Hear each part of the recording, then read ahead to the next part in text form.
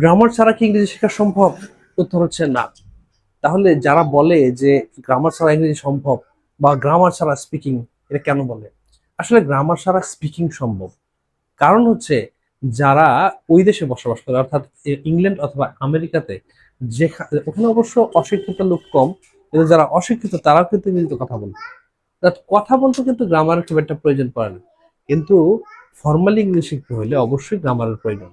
এবং পৃথিবীর সমস্ত ভিনদেশি ভাষা বা বিদেশি ভাষার জন্য কিন্তু গ্রামারের প্রয়োজন। সুতরাং গ্রামার শিখতেই হবে ইংরেজি জানতে হলে।